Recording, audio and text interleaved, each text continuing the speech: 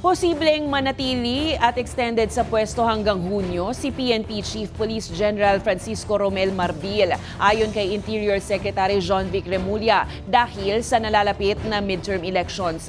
Ayon pa kay Remulla, ang Pangulong Ferdinand Marcos Jr. ang magpapasya at mag-aanunsyo ng extension kung sakaling mapagdesisyonan ito. Nakatakdang magretiro si General Marbil sa Pebrero na, alinsunod sa mandatory retirement age na 56.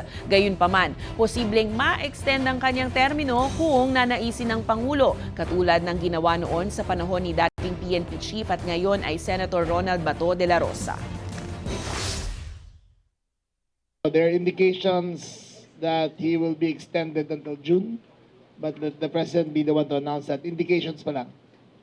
Kasi kung maglalagay ka ng bagong Chief PNP ngayon, tapos na rin ang... Sa election pati. Tapos na ang regodon ng personnel. Oo. So magiging ineffective kung maglalagay ka ng bagong Chief PNP.